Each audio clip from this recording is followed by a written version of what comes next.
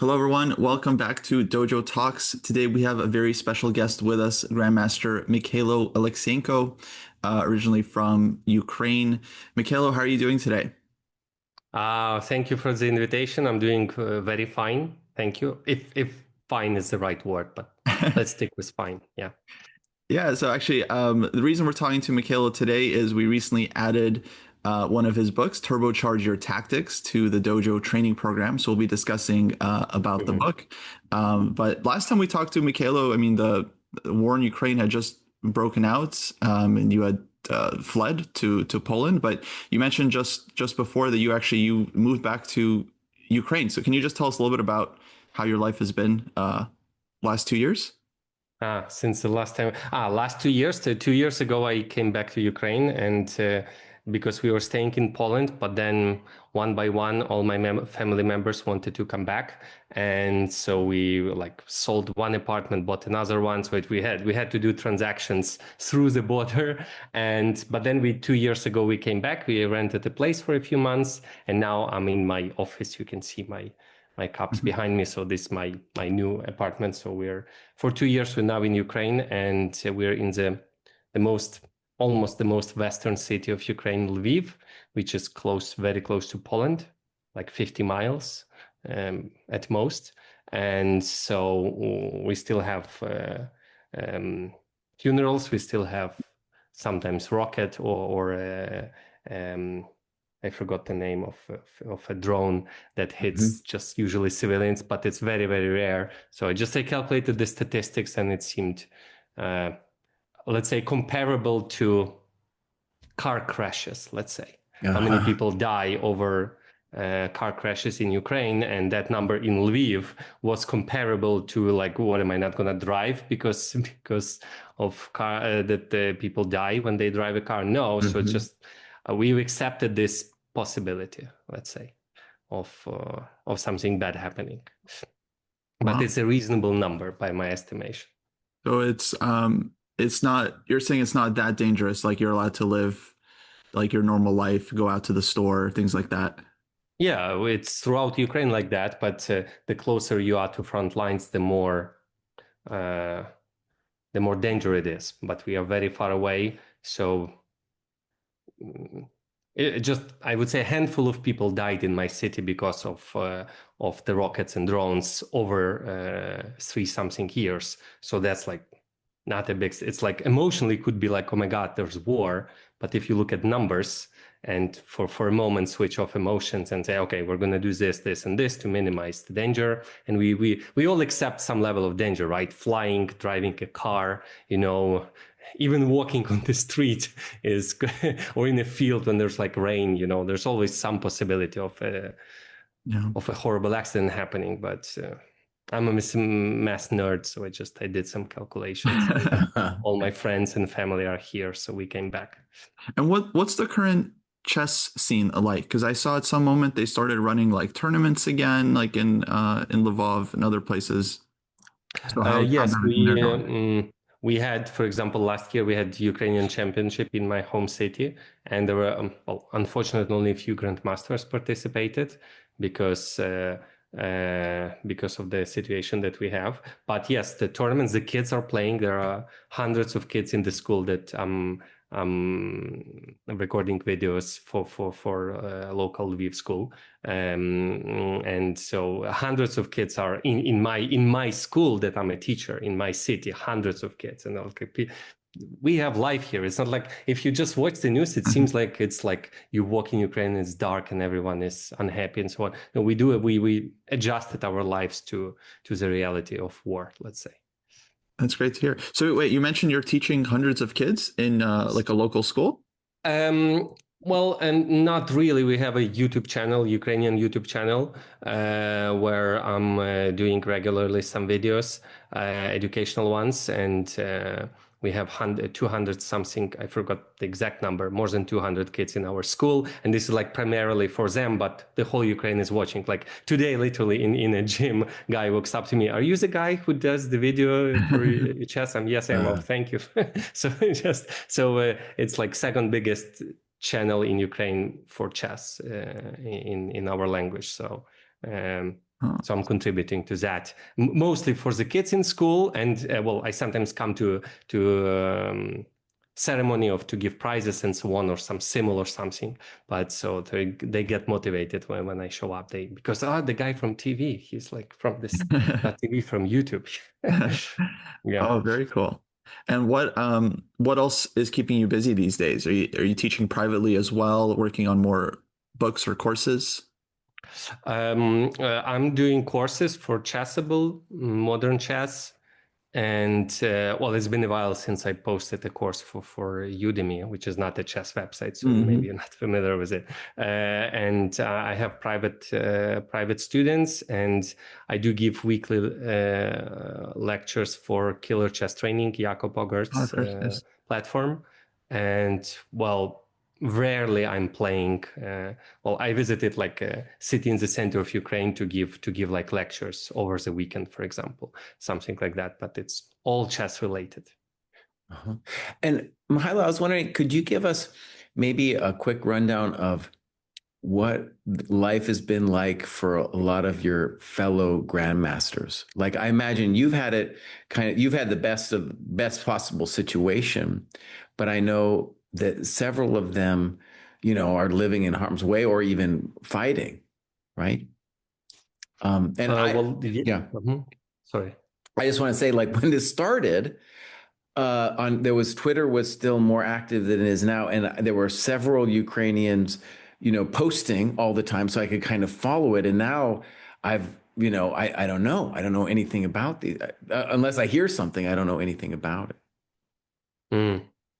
So yeah, I guess that's how life is with all the stuff. At some point, we just move on to something else. And so yesterday I had a discussion with Igor Kovalenko. He's in the military since I remember that. Since the beginning. He was volunteering, and then he and his brothers, they are all fighting. Out of Grandmasters of Ukraine, no one is in the army. Some are abroad, some are in Ukraine. Mostly if they are in Ukraine, they are in my city, home city, Lviv. Ivanchuk, for example, he's like playing, but then he comes back, he still lives in Lviv. At least as far as I know, like for a month ago. But yes, he's in Lviv, and Martin Kravtsev in Lviv, but most Grandmasters are somewhere in Europe. Like, for example, last year I played in the U.S. Senior, Igor Novikov was there, and then he told me he's living in Kharkov. I was like, you're living in Kharkov, buddy. Holy moly. And I think Onishuk is living in Odessa, so we got all kinds. Oh, that one I don't know. He's my friend, but I haven't talked to him in a while. Volodymyr Onishchuk, right? So he's originally from Ivano-Frankivsk. No, Alex, the other one. You're Alex Onishchuk, the American in Odessa. Oh, I didn't. Yeah, of course. I don't. I'm not in social media, but yes, I know the marriage and so on. I'm just I've seen something. Yeah, Odessa is. I don't know. It's and Kharkiv are constantly under attacks, but. And what about my old friend Valery Aveskalov?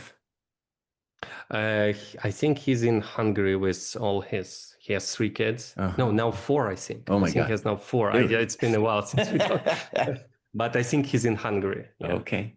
Oh. Yeah, amazing. There's a joke that Valery said like a few years ago. He said because it was like magic. Like we had like almost exact same distance between our kids. I have 3 kids. He had 3 kids, and the difference in the age is almost exactly the same, but his are slightly younger. So he was like, so he could predict when they get pregnant. Oh, it was a joke too. That joke. But at some point he made this joke that, you know what? If they say, can you name a Ukrainian grandmaster born in 1986 who has 3 kids, a PhD, and was Ukrainian champion, that's still not enough to distinguish between the two of us.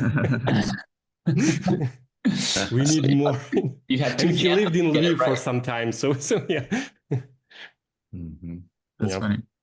Mykhaylo, can I ask, how long did you speak with Kovalenko today? And if you don't mind sharing, like what what are you guys? Well, I didn't speak. We chatted, and so we chat. had some chess-related discussion, and so he's doing well. So yeah. You guys mostly talk about chess stuff? We are not so close, so it was just purely professional talk. So no, I don't know much about except what he posts on Facebook, right? Right.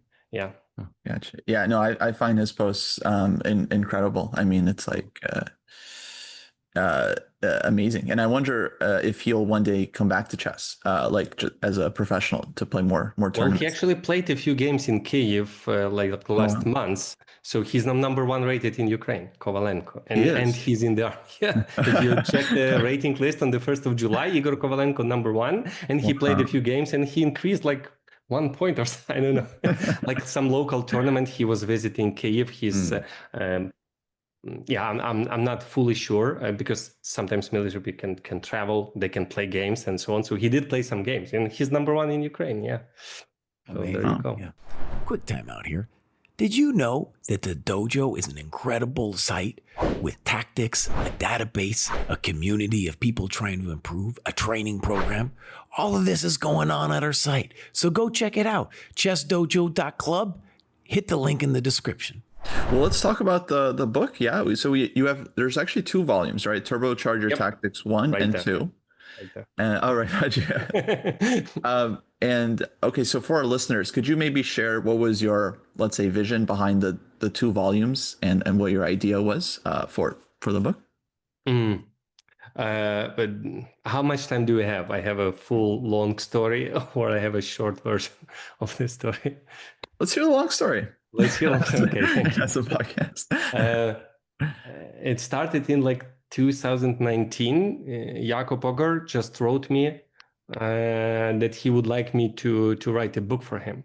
And I didn't do courses back then. I had nothing. I had like a few videos on my YouTube channel and some private students, and I was actively still playing and maybe teaching some national teams.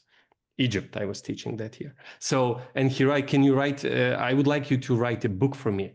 And I was horrified, like me, like I don't know, I had no idea how to write books, how much effort it is and so on. I was like, okay, thank you. It's an honor. I'll think about it. Like, what can I do?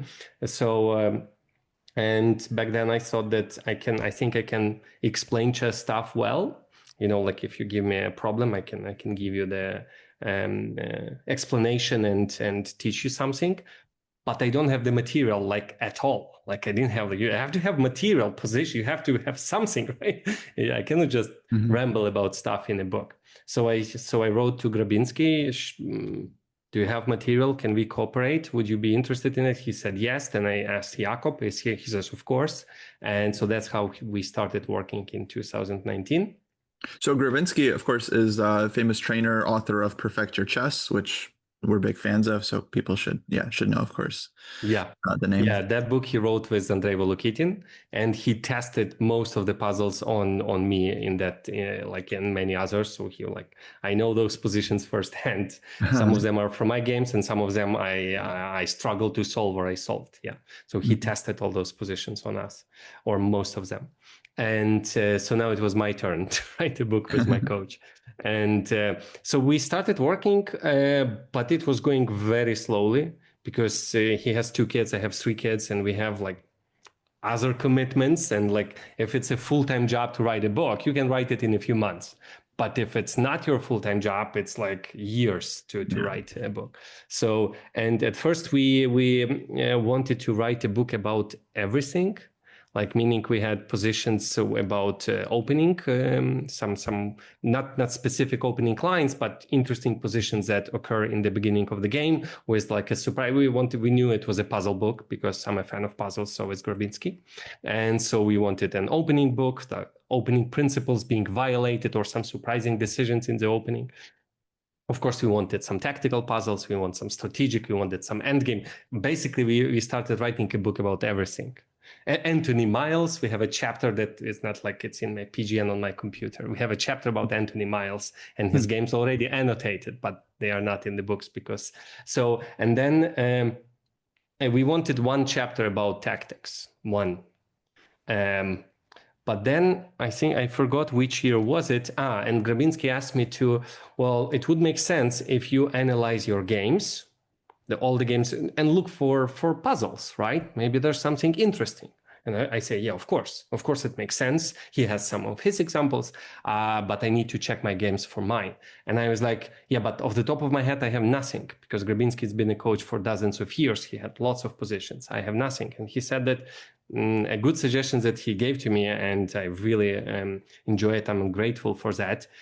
Basically, it goes like, if you see an interesting position, save it on your computer. Mm-hmm. That's it. You see something interesting, you immediately save it in some database somewhere on your computer. And I've been doing it for years, and suddenly I have material for courses, books, and everything. And it feels like, oh, wait, I have this topic, but assign a topic to a position, and it goes into that folder, and suddenly you open a folder and you have like a few lectures already prepared. And you didn't even do much. You just had fun watching some games. Right. But he suggested that I analyze my games and search for puzzles, any puzzles, tactical, any whatever I find interesting. But it's like more than 1,000 games. So, and of course, I am not going to use my brain. I'm going to use Stockfish for that, right? So I'm sitting there, and what I'm doing is, at first, we have a very clear definition of what is a puzzle, and that we use throughout the book, like maybe just a few exceptions in those 2 volumes. A puzzle is a position when there's clearly one best move. Mm-hmm. Like that's it. That's what we're looking for, right? So it has to be the evaluation of the first move should be far superior than of the second move. Even if it's a positional puzzle, we want the engine to agree that that's clearly the best move. So that's what we're looking for. So what I'm doing is I'm physically clicking through the games. The Stockfish is running. I'm not looking for interesting. For now, I'm looking for when there's a big difference in the evaluation of Stockfish, right? So like it's a condition. So it's not necessarily a puzzle. It could be some dull, obvious best move, but it has to be that the line. So what I'm doing is, when I see that there's a difference between first line and second line, big one, and it's not the recapture, let's say, because that's not a puzzle, obviously, right? So I just create a diagram. I press Control A and enter. Control A and OK. I think I forgot the shortcuts in. And that's what I'm doing. I'm just putting diagrams in all my games, and as I'm doing that, click. I'm not even looking at the position. I'm just looking at numbers of Stockfish, and I realize that, well, that's stupid. I don't want to do this. And I can ask my kid to do it. Just when you see that there's a difference between these 2 numbers, create a diagram like this. I understand that I should be the one looking at the diagrams, making sense of them. Does it make sense? Is it a puzzle? Is there any value in that moment? So as I'm doing this technical thing, click, I still did it. At that time, I had like one student from Ukraine, and he's an IT professional from Kyiv. And he was, I forgot his field. I keep confusing them. I forgot the field in IT. So he's like, he understands chess and he can write a code. So I asked him, well, this is what I'm doing. Can you automate this? Can you create a small tool that he says, of course, it's no big deal.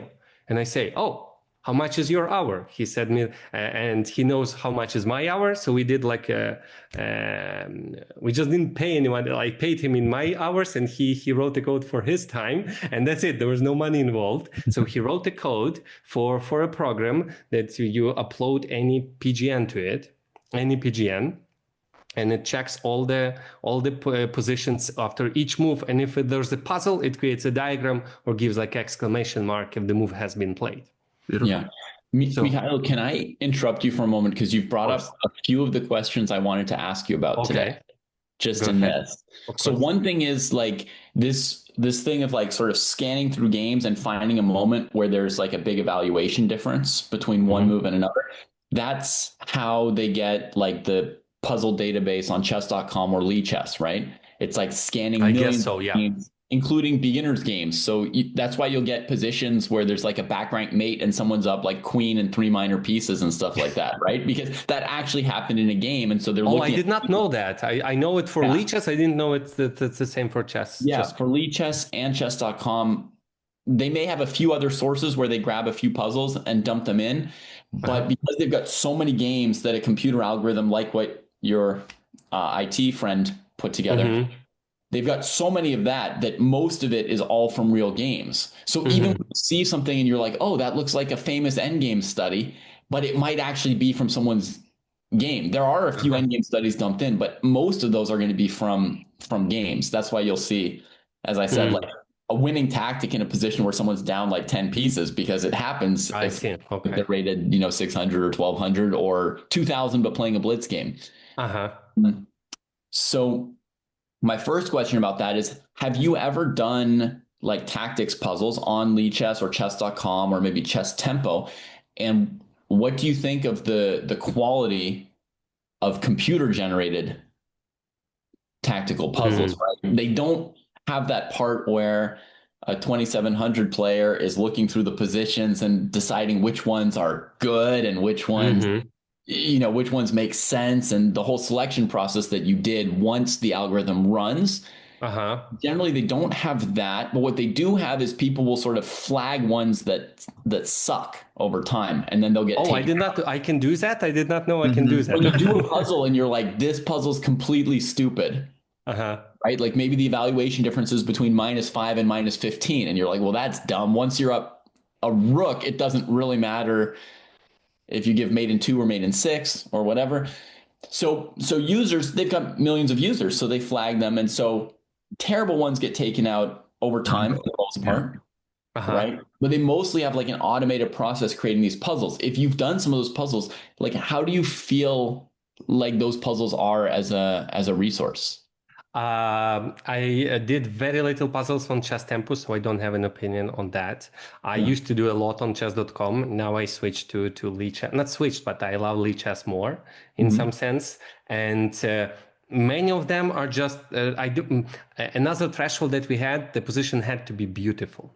We had to, it shouldn't be like boom, boom, boom, and I win a rook. Each puzzle, we both looked at all the puzzles in those 2 books, and we both said yes to it. Like if one of us said, no, I kind of don't like it. No, we both liked each of the positions of those books. So we sorted a lot of puzzles. So I like doing Lichess puzzles and chess.com puzzles. Lichess more a little bit, I would say, because I think on chess.com very often the puzzle is, it's better because very often they give you the main line that the human calculates. Somehow, I don't know how they do it. Maybe they do it on higher level manually, right? When the response is not the best, but that's like the point, there's very often, but on Lichess, very often they don't go through the point. You have to see it, and it never happens. It just plays the best move by Stockfish, which is, I would say, much more challenging and realistic. I would say you have to see the line, but then they still play another move, which is objectively the best defense for your opponent. So you have to see that one that happens on chess.com, for example, like where they actually go into checkmate the one that you saw in advance, which is silly, right? But it's like the point. So they make a point, you should have seen this. Yes. But on Lichess, they make a point. You should see it as a plan B. You should see this one and you keep going. So I solve a lot of puzzles on Lichess. As for now, I solved 18,000. So that's the number I've solved. And when I see a very good one, I save it to my database of tactics. So that's what I do. I'm like, that's a good one. I'm going to save this one. It was just, I just calculated something and I found all the moves. There was nothing special about it. So yes, it's very hard to automate this. But in our algorithm, we, when I, not the algorithm, in that program that my friend did, I made this request that the second line shouldn't be winning. The first line is winning, the second one is not winning. For example, that's a threshold. If it's like, as you say, +7 and +5, I don't care. They're both completely winning. Right? So it had to be +7 and +1. Then it's a puzzle. So not only the difference in the evaluation, but also the second line should be below a certain number that you can put in when you search for puzzles. And we also gave like a manual threshold. What is the difference between the first line and second line? If it's like 0.6, must be positional, right? It's like 0.5, 0.6. So we can just assign to it, like looks more carefully for smaller nuances. If you give like +2, that's like boom, boom, and win. So we have a threshold for for that one. And if the best move is still losing, that's not a puzzle. The best move you're still losing. Thank you for this puzzle, but it's not a puzzle. So we get like if the best move has to be zeros or more, something like that. Okay, nothing where it's like, well, you're -5 on every other move, but with this move, you're only -3. Congratulations. Yeah. Although that's a good skill to have, by the way, to keep fighting in a lost position, but that's a different skill. That's a different one. Yeah. And when you were doing everything before you zoomed in on tactics, when you were doing like positional ones, they're not going to have as big an evaluation, right? Like if you find the right maneuver, I would say like you're unlikely to get an evaluation better than like a 1 point difference out of a maneuver usually. So what threshold? Because you said you still need the computer to tell you yes, it's the best move. It can't just be your opinion that this is a little better. So what kind of a threshold do you use for a positional? For position, well, actually, we have like a big folder with hundreds and hundreds of positions on middle game, on end games that are just raw material. Like there's potential in a puzzle here, and so I'm doing courses from them right now. For example, for modern chess, it will be published in a few days. So I don't know, half a pawn at least. That was our threshold, approximately. Unless there's something really special, it's like. Yeah, that one is, well, if it had to be better, at least half a pawn. That's or it had to be something very special about it. Yeah, I was working on some opening puzzles the other day, like trying to create some opening puzzles, you know, and very often the move that I thought was really cool was like 0.15 or 0.2 better than the second best move. You know what I mean? Like that's often the case. It's still probably the best move, but it's by so little that it's hard to judge. And when you use the really, really strong engines now, they see so far ahead that like even your zeros, you're like, well, it's not really an advantage. You know, so that's a problem. That's a very good point. With very strong engines, they all like flatline all the positions. It's all zeros at the end, because if you know, like when Leela plays Stockfish in the super final of a TCAC championship, they cannot beat one another. It's always a draw. So the way they do it, as far as I understand, they force them to play a very bad position, like +1, or very close to +1, and then they switch colors. So like +1 is that like threshold. Like +2, they would always win if they like that would always be winning. But with +1, like a stronger engine wins, but can hold against it. You know, like if it's 0.5, nothing happens. It will be a draw. So 0.5 probably goes to zeros. +1 could be winning eventually, let's say. But with strong engines, they all go to zeros. So you have to like be careful when using them. For very high level, yes, but for lower levels, I think that's just not so good. You miss so many good ideas because the engine gives zeros, but there's an idea here that you need to learn. You know, there's an outpost, moves a knight there, but it's all zeros. And so how do you teach them? So that's another problem. Yeah. Speaking of, what is your recommended level for the two books? Recommended level, let me see, 1700 plus. Approximately, I would say, but there's no upper limit. Let's say there are puzzles which Stockfish fails, so that's as far as it goes. Actually, I don't know if we mentioned, but we've all done parts of the book. I think I've done a good chunk of the first one. I finished that book. Finished it. Okay. They were not easy. So I'll say, Mykhaylo, I kind of got the sense from the introduction and the marketing of the book that you were thinking it for 1700 plus. But it's not, because I was thinking like it's higher probably. Yeah. Perfect Your Chess, for example, which I just want to stress for people who just. By the way, which is harder? Because I cannot compare. Which is harder? I have something to say about this as a user. Okay. So Perfect Your Chess comes out, and I would say it's interesting in the history of chess literature because amongst titled players, it's often just spoken of with reverence as like a Bible of sorts. It's very interesting because when I talk to other GMs, they talk about books. They're like, a lot of GMs don't even read books. But you mention that book to a lot of players, and they'll be like, "Oh my god," you know, "Oh my god." I even had a funny story where, totally on a different, we were just randomly chatting, and Grandmaster Dmitry Gurevich comes up to me and he's like, "I know the book for you, man. Have you ever have you ever read Perfect Your Chess? And I was like, yeah, I've read the book, but that's amazing that you spoke of it in those tones. Anyways, so I want to just say, from the marketing of it and the intro, I was like, oh, this is meant for an audience that is not as strong as Perfect Your Chess. And we actually put it in the program initially. When it came out, I think we put it at like the 1900 level. And then I started doing the book, and some other people in the program did. And I was like, no way.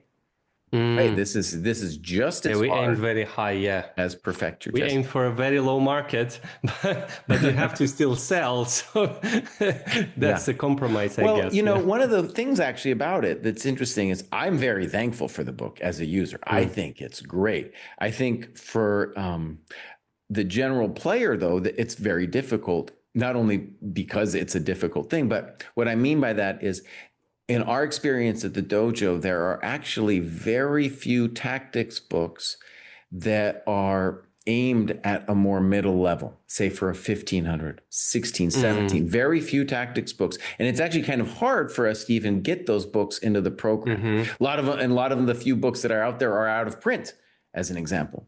So then people yell at us and they're like, that's out of print. We can't even do that. So I would say it's they're very low or very high, yeah? Yeah. So I would say like beginner books that sort of say like, this is a pin, right? And like a diagram. Or you get collections of puzzles that are extremely challenging. Right. So the story continued that he created this bot for me. And I used it to analyze my games. I used it to analyze world champions games, all of them, including Fischer. I've analyzed all the games from Steinitz to Fischer, and I did courses for Chessable and for those books. So we just suddenly had lots of good tactical material. So so I would set my computer for the whole night for like 300 games. So the whole night it's like working. Yeah. Because we also set at how many at what depths does the evaluation stops, because you don't want to go to depth 30 to evaluate a tactical puzzle. So it depends on depths and so on. So in the morning I have 300 analyzed positions with lots of diagrams, and then I sit for a few hours to look through. This is kind of okay. Let's say this is nonsense. This is nonsense. So first I throw them in one folder, then we both look at it. So it's like the whole process of a bit like we have lots of stuff and we have to see through this, and then we have a few gems there. Yeah. So we have 2 tactics books, even though we worked on positional and middle game and opening and end games and so on, but here we have two difficult tactical books. Yeah. So let me ask a question about Grabinski. So I'm just imagining this book. First of all, Perfect Your Chess, right? It's written mostly in a pre-computer time. He might have checked some of it with the computer, but a lot of it, I imagine, was just positions he was giving to students like you. And there was like a group of kids who were just like calculate. And then he picks the best. Yeah. I feel, well, I'm going to speak about the quality of the positions in a second, but I'm imagining then like great response from publishing that book, but then he doesn't do anything, no follow-up or anything. But I'm imagining he's still collecting positions through the years, because that was a long time ago, right? So I'm guessing that a lot of both of the books have positions as well, where it's just part of his ongoing like collection of positions. Let me see. Let me see if all the puzzles that we have. We don't have that many of Grabinski collections. He's very oriented for the kids that he's teaching. He has 2 groups of very talented kids, and many of them are already title players and IMs. No GM yet. So he's doing it again now. What we did to us 20 years ago, where he made 10 plus Grandmasters. Now he's doing it again with the kids. So he's very oriented on those kids. He doing courses or anything else. No, his main priority is to raise a new generation of Grandmasters in Lviv. That's his motivation. So, and yes, he's giving regularly them puzzles and examples. He has enormous, I'm guessing, folder with all beautiful stuff there. So I'm imagining his main role in the book is then selecting positions from the ones that you created using the engine. Well, actually, every position we were both sitting one next to another, and I said, "This is what I found." And he would, sorry, I forgot. He would give me positions from that he had, and I would solve them. So it's in the World Championship chapter, not chapter, but the book. So he would give me the positions, and I would solve them, and you get a chance to beat me when solving the puzzles, because I write down here I failed the puzzle, but you can solve. So, but most of the positions that the algorithm found, so I didn't get a chance to solve it. But many of the positions, with usually it was the world champions where I would try to solve, and so that was the. But we both sat there and looked at the position. This is the solution. Do we like it or not? And we both had veto power over a position. If anyone said slightly no, then it's no. So it had to be a yes. So very high bar. That's why probably it's difficult. That's it's interesting. I did a couple courses recently, and it was very helpful to test positions on humans to see how a human actually approaches the problem in front of you. Because when you have the solution there, like the engine shows you, it's really hard to gauge for yourself how easy or findable it is. And I can definitely be wrong on both ends. There's stuff where I think okay, that's obvious, and then it's very hard for them. And then other times where I'm like, oh, this is really difficult. And then actually there's no other forcing move in the position. So people always find the solution. So it's it's very helpful to actually get your puzzles tested in front of you and watch an actual human go through them. I think Rabinski tested many of the positions on the group when we were writing the book, and so he used the feedback for some variations or for the level, and some positions said no, this one no. I tried no. So even though we both agreed, it still didn't make the cut. Right. Yeah. One thing, from my perspective on how this is done, I think you're the two books, and not that I should say actually, the Perfect Your Chess and then the sequel stand out for a kind of quality that I want to kind of capture. But before we talk about it, or I talk about it, I want to stress how I think a lot of the other books are being created. So first of all the Chess.com and Lichess things, those are all created by a computer, right? Yeah. Then when we look at your boss, Jacob Agard, I'm not saying his name right, don't even try. And books like, let's say, Calculation. So one of the funny stories about the way you got a computer programmer to do the work is, I'm pretty sure the way Calculation was created was there's a function in ChessBase which identifies tactics. And it'll just give you a whole list. And I'm pretty sure that book is mostly a dump of problems from that kind of method, right? So I don't feel when I do that book, for example, that someone has gone through there with a human eye. Now, that doesn't mean it's not useful, right? I think from his philosophy, people need, especially young aspiring players, need volume. They need to do, thousands and thousands of tactics.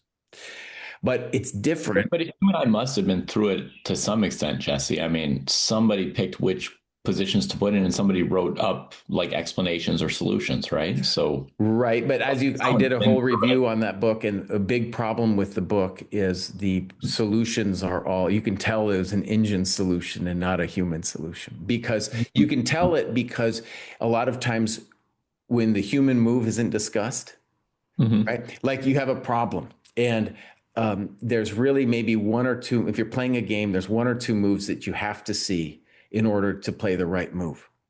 Yeah. And then if an engine does it, a lot of times it's obvious to the engine that those two moves are easy or something. So the engine doesn't even show you those moves. And then as a user, when I see the answer, I'm like, oh yeah, the engine created this answer because you're not even addressing the human questions in the position. Yeah, I see what you mean. So there was a human involved, but they weren't really turning on their own brain that much. They were letting the engine lead them instead of them leading the engine. So the big compliment I want to give this book here is the following, is that Perfect Your Chess is very similar in my experience as a reader to this new book, By the way, I've only done the first volume, but you know, it was hard. Dude, it was hard. In fact, I can look up in a second on the dojo how long I spent doing it. That what I think spoke to so many strong players in the first book is a quality that pertains to this next one, and that is that there's a kind of beauty and joy that these readers are experiencing where they feel like the gates of chess understanding are kind of opening up to them, because these positions that are there, most of them have something beautiful and interesting, some kind of idea that is forcing you to a new kind of thinking, right? Whereas, let's say I'm doing the problems from calculation, there's some interesting problems there, but most of them are what you described as the boom boom, right? It's not bad for your chess to do boom boom problems, but it's not going to give you that aesthetic feeling of, oh, I'm reaching a new level of chess understanding. Right. And so many of the problems in this one and then the first book I felt were like that. Maybe we'll edit in some of them in here. Actually, my favorite one in the first Perfect Your Chess was Queen D3, played by Sutovsky against Morozevich, just to stop castling. And there's one in here with Bishop H7 to stop castling. And it was amazing. Yeah. That was a great example, dude. I did not find that. I found the Queen D3 in the Sutovsky. I remember that distinctly. But Bishop H7, it was completely off my radar. I think you missed it too. I also missed didn't. Yeah. Well, that's what we're saying. That was a hard move to find. But it's like it's like, wow. Right. Yeah, it's mind blowing. So that's what when I hear people talk to me about Perfect Your Chess as being this mind opening book, it's because you're like, oh, my mind is being open to even considering moves like Bishop H7. Yeah, it was Alan Safar Ramoutar from Trinidad and Tobago who showed me this position with Bishop to H7, and someone else, I forgot which GM showed it to him. I don't know the origin of the position, but it was like I wrote in the annotation that I calculate the normal lines, boom, boom, boom, takes, I have some advantage, but it's not winning. But then you go back to the move one, and it's like, I don't know how much time I spent, maybe a minute or two, but so I didn't spend enough time on it, and he just showed me. But so yes, I think I did not solve it. I spent about 15 minutes and I did not solve it. Wow. So you appreciate it even more then, right? Yeah. That's like an end game study. You suffer in it, but when you see a solution, you're like, oh, it was worth it, you know? And I just, as a funny story, because most of the positions are like some game, and this one you said like, oh, yeah. Safarli and Ramantur. And so what did I do? I was like, oh, that's some book I haven't heard of. I went and Googled that, and I was like, where's the book? Where's the book? It doesn't even exist. We'll flash that on the screen here when we do the edit. Okay. Yeah. And in the second book, in the last chapter, I'm talking about engines and how to not use them. So that's a topic close to my heart. Yeah, that's the problem in Perfect Your Chess. I think there was Rybka already as an engine, so it would at least cut off nonsense, you know, and give some reasonable suggestions and evaluations, right? So it would see tactics for sure, but some nuances and not so well. But yeah, it's now everyone is using engines, and we tried a lot to turn on our human brain when we were discussing the positions. Right. If either I solved them or Grabinski gave it to students, or we both thought, Grabinski is very good at thinking whether it makes sense from a human point of view. Like, I don't have that much experience. He looks at the position and says, no, this one, no. This one, maybe. Yeah. Could you talk a little bit more about what you just said, that chapter about how not to use engines? What kinds of things are people getting wrong? I still see it. So I was afraid because I finished that chapter about engines. Over the years, I was collecting positions that Stockfish failed, or Houdini, what was before Komodo, like the best engine of the time would fail in a position. Mostly it was endgame studies, you know, like with some surprise quiet move, or usually a Zugzwang, or like because of pruning in Stockfish, it underestimates the Zugzwang. And I still see it, so it's still valid. When I finished it in 2021, that's when I finished that chapter. But then as the book was taking longer than we expected, newer versions of Stockfish came out. So I had to rewrite the chapter. And then Stockfish 12 came out. I forgot which year was it. 2022, I think, with neural network as evaluation function. And it changed again. So I had to rewrite the chapter several times. And I was afraid with newer version of Stockfish would solve all these puzzles that I showed that Stockfish fails. No, we're still good. So most of the puzzles in the chapters, Stockfish still fails. But there's value to it, and some of them were from real games. So, for example, I think I started the chapter with there was a game Anand Nepomniachtchi. I think it was an online Olympiad, maybe. Like Anand won in like 21 moves or something in Grunfeld, and Nepo played the first line of Stockfish, and that was a blunder. He went bishop to e6, and there was like a 5 f6 that was like sacrifice, pawn went to f6, queen to h6, and delivered checkmate on g7, which was very human, but Stockfish failed it. And I don't remember if I leave the link to that one. If you find that game on chess.com still, it still says that was a good move. But the moment you play the move, Stockfish says, whoops, sorry, my bad, I missed it. Because, I show the positions where Stockfish fails. It could be a fortress, it could be a Zugzwang, or a sacrifice in the middle of an attack, with like human beings say it's dangerous, right, and continues the calculation. But Stockfish says, unless I see something in 2-3 moves, I'm not sacrificing that piece. So I show examples where some positions the Stockfish still cannot solve. In some positions you have to wait until depths like 30, and then it solves it, or at least 25. So I'm screaming in that chapter, when you're watching the top level games and you're judging those top grandmasters. Oh, Stockfish at depth 19 on my chess.com showed that, well, if it's a blunder, it's a blunder. But if it showed like 0.5 something, I'm like,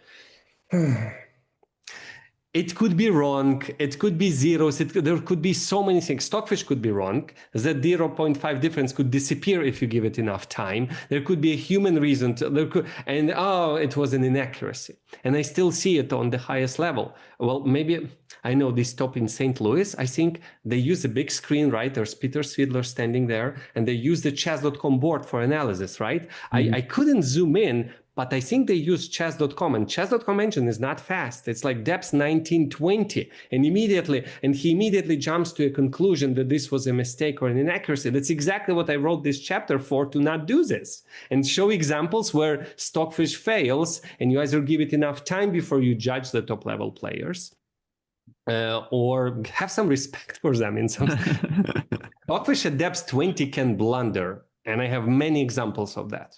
Blunder literally suggests the best move. The moment you play it, it spots that it's a blunder.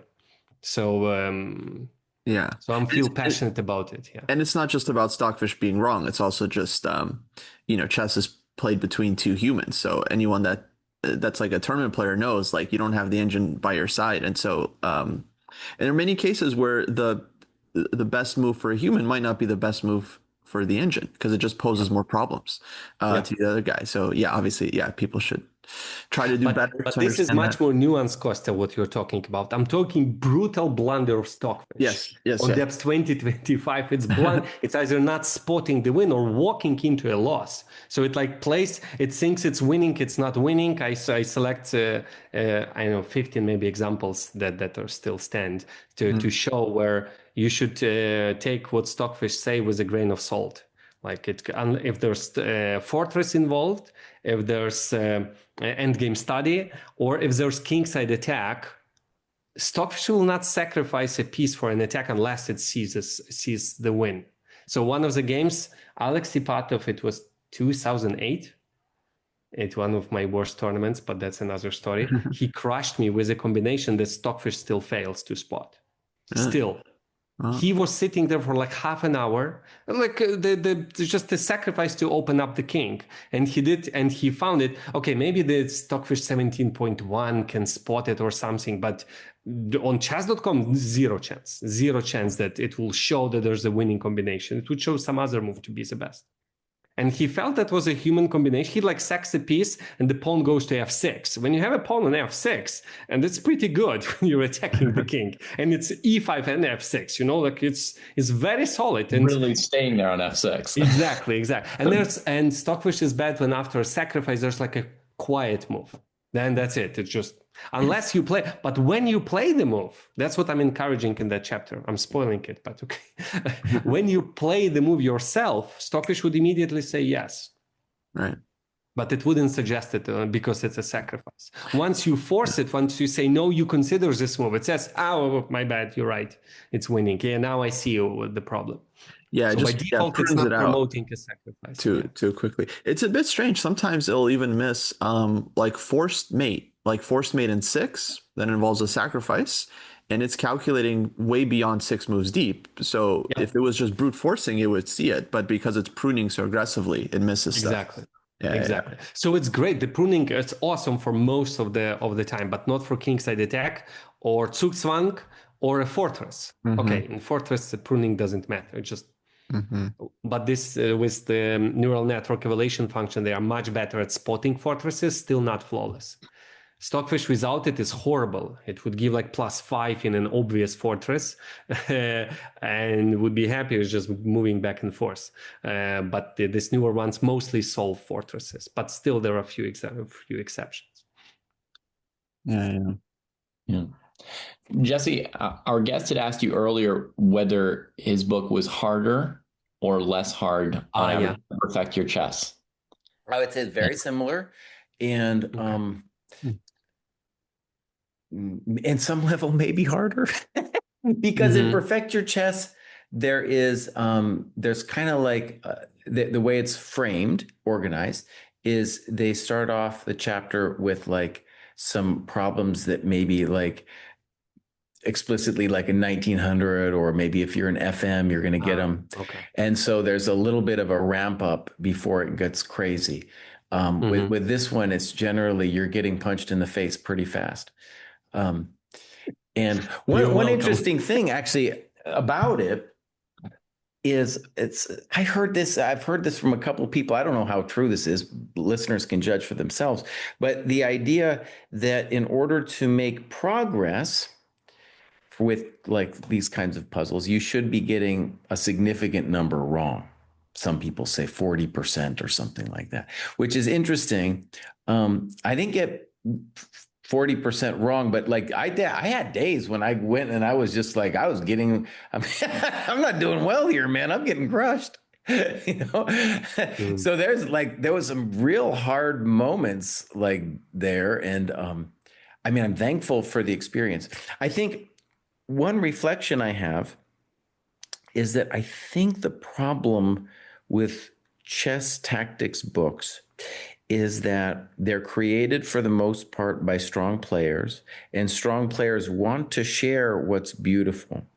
Now, this is great for me, for the other GMs, but we don't have books for like, let's call it 1300 to 2100. Right, that range, which is the most critical. There's far more of those people than there are 2,300 plus players, right? And part of the problem, right, is for when we imagine maybe creating problems like that, we also want to share something beautiful, like you and Grabinski are doing. You're sharing something beautiful, and it's like mind-opening for you as well. But that's not what those players need. So I kind of think like that's maybe why this gap, this opening is there in the market. And there's so many, it's not just you, of course, like that calculation book is very difficult. I tried it. It was too difficult for me, even though I'm good at calculation. At some point, I felt like there are many examples that I enjoyed, but some of them were like, whoa. Right. Beyond my level, and my level is very high. I know rating on Lichess is a number that we can test our strengths now. Right. It's like I have something to say about what you mentioned about 40% failure. So if I remember correctly, that's what we say in the introduction, that the point we see in the book is to widen your horizon of candidate moves and ideas, which is not actually your typical tactical book.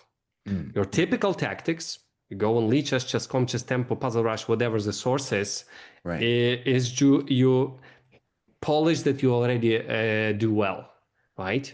You're just practicing what you already know how to do. You just become better at it before the game or in general, right? So you do all the same again and again, and then your calculation algorithm works better. So you already have your algorithm, right? You just make it stronger. More neurons went back and forth, electrics through your already existing neural networks went. Now it's stronger, and now you calculate better. Yeah, you're getting a little faster, the position's getting a little clearer in your head or something like that. Exactly. But going through similar sequences. But these books are designed to change, to improve your network, the already one that you have. And it's hard and it's painful. That's like changing who you are, in psychology. If you go, it's hard, So it's like, we're not like asking you to do what you already know. We're trying to change your network and it's hard and it's painful. So once you do that, then you can just do the regular puzzles again with this widened, let's say, candidate moves at some point, or more ideas that you're aware of, or more things that you've seen in tactical world. And now you work on that with regular tactics. So it's more like changing who you are when you look at improving, not changing, improving and enhancing. But regular tactics, so here I get the point of failure rate would be high because you're not used to these kind of puzzles. So, but when you're doing the let's say the muscle training, just normal tactics, I think success rate should be very high, because you need confidence. You need to feel good about your calculation. If you're not confident in your calculation, it's terrible. You spend too much time, you go into time trouble. It's horrible. So my threshold, when you're just doing normal tactics, when you're not learning anything new, like bishop h7 in that position, that's like, wow, it's a new idea completely. I've never seen anything like this. Most of the puzzles on tactics, you don't learn any new ideas. You just practice the skill of calculation. So there, I think success rate should be 80+%. So then you feel good, but there's still room for improvement. 90 maybe even.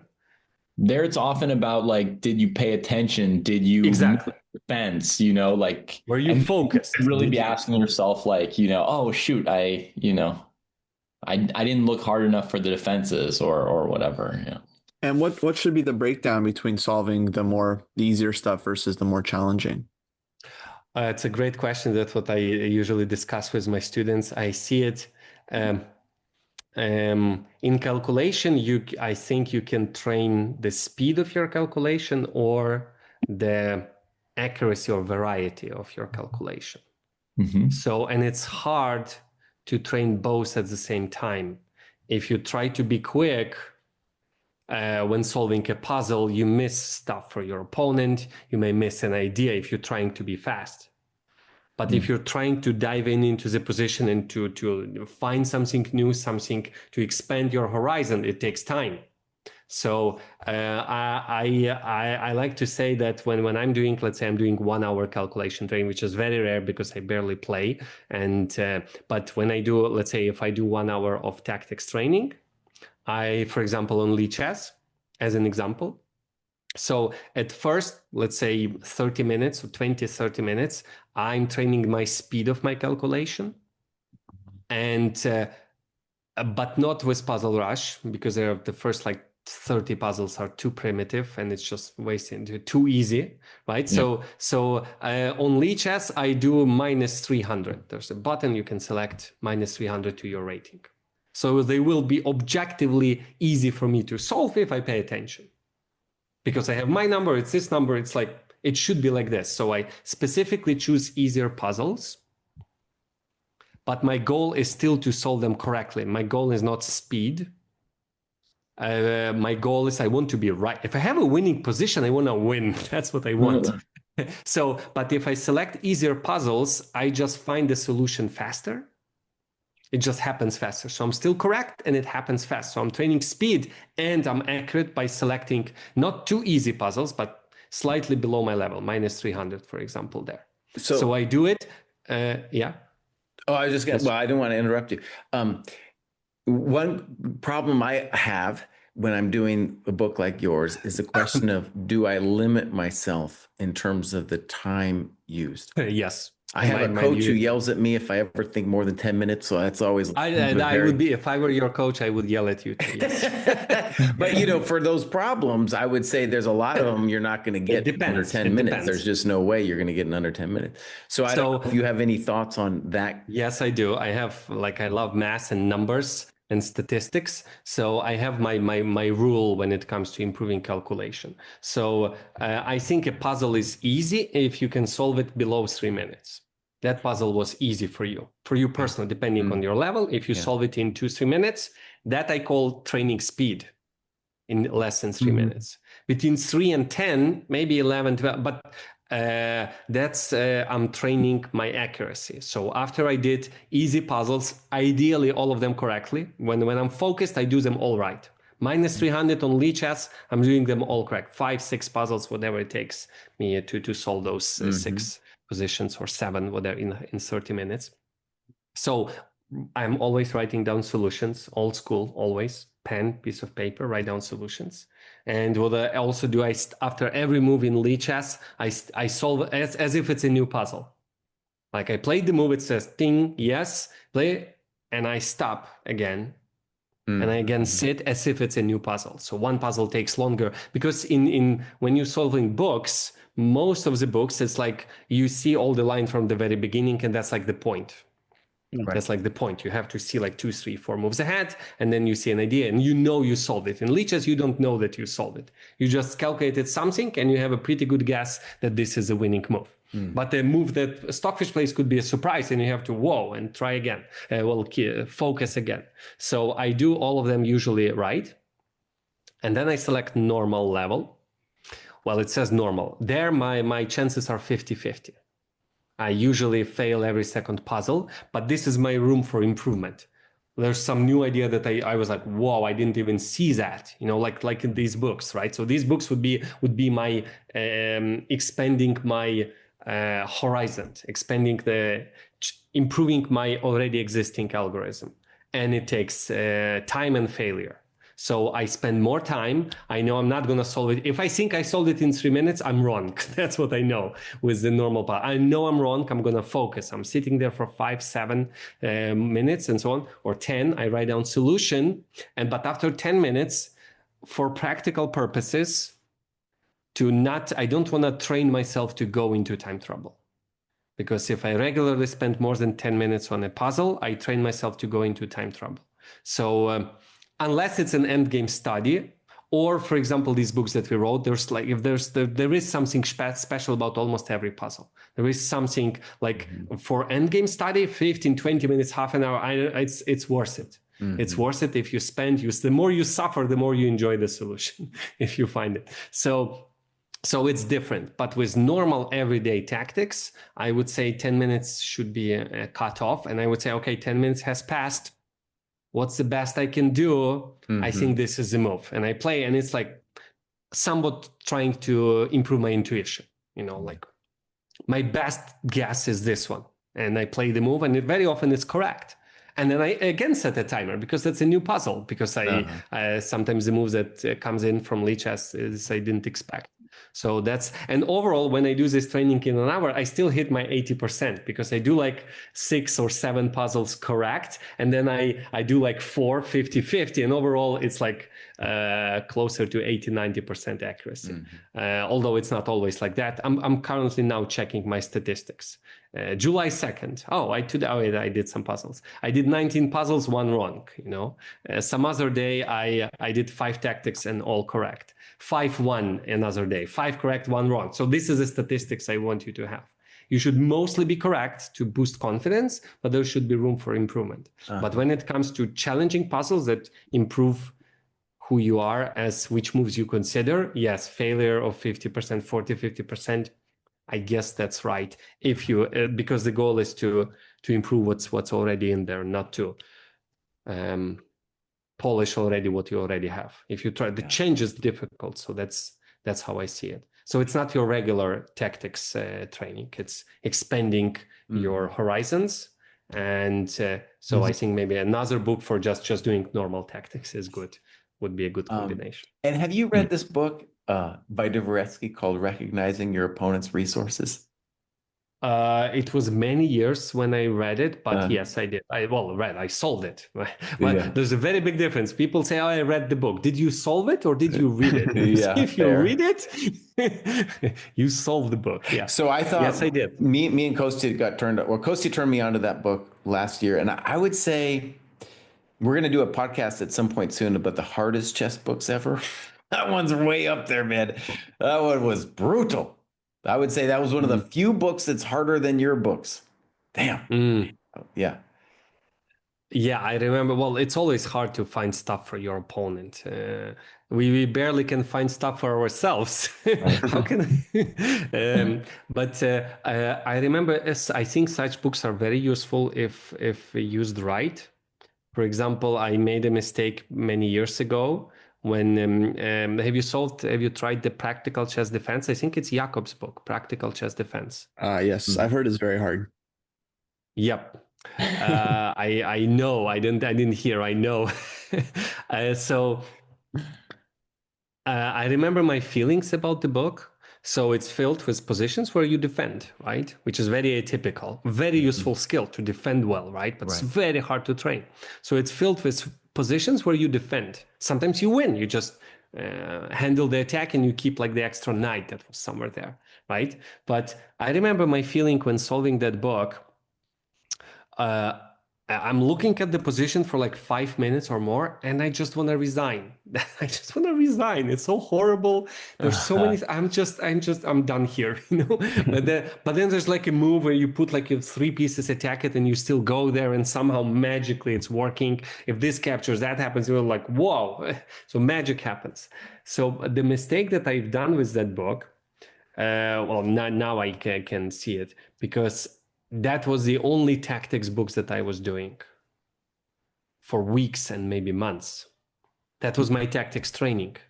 And that was a big mistake because all I trained for was defend. And that book is filled with wonderful exceptions to generally bad positions. It was not like I wanted to resign. I couldn't see anything because like 99% of cases, you resign in such positions. But there's some magic is happening right now in this position. I started to assume that this is normal, right? That magic from that book, that this is all over the place. Yeah. And I completely lost sense of danger when I solved that book. I was like, I can save any position now. You know? I didn't realize that. But after that, I started I underestimated my opponent's attacks because I was doing only that book. But if I was doing, I don't know, some book on kingside attack with sacrifices first, and then that would be a balance. I would see normal life, and I would see wonderful exceptions, and there would be, okay. Now I wouldn't have like a pendulum going all the way, I can defend any position. I would see balance then. So normal tactics is, but books like these about turbocharge your tactics and practical chess defense are expanding what you can, and it's hard, but that's it shouldn't be a normal training. I would say some addition is required to it. That makes a lot of sense, actually. And we see that from people, sometimes kids who do too many puzzles. They treat every position like it's a puzzle, like they don't know how to play chess. So they always try to do something tactical. So actually that makes a lot of sense to kind of vary your training so you don't get into one mindset all the time. Yeah. Yeah, but by the way, Invisible Chess Move, Practical Chess Defense, great books. But if you do only that book, you would suddenly assume magic everywhere. No. Interesting. So it's like if you do only endgame studies as your tactical. I'm in love with endgame studies, but if you do only them, I think it's wrong. Right. Because it's wonderful exceptions or enhancing, but this is not normal, let's say. You need some normal puzzles. Very interesting. I think we're close to wrapping it up. Mykhaylo, where can people find you or track you in the future? Well, I recently developed my personal website. So it's like my last name.com, Oleksiyenko.com with a Y. And so there are like all the courses and books that I've published and like my small biography, and like you can request a lesson and so on. So I guess I would refer you to there. Okay. Oleksiyenko.com. That's where they can find me. We'll link to it. Yeah, and I just want to say, congrats again on the book. I don't know, I'm worried not enough people are going to read this thing, mostly because even GMs today, they're mostly not reading books anymore. But it's, a huge gift for us, maybe us older people, who enjoy these beautiful positions. So thank you for producing this book. I really want to stress, I think it's one of and Perfect Your Chess. I'd put the best move in there too. Some of the best, find the move books out there. Thank you, Jesse. All But right. it's mostly Grabinski. Well, these books, I have more than 50% input, but without Grabinski, I would never have written them. So he's like big influence, and I still learn a lot from him. So yeah. Great. Okay. Thank you. Well, thank you for joining us, Mykhaylo. Thanks. Thank you all for invitation. Lovely to talk to you all.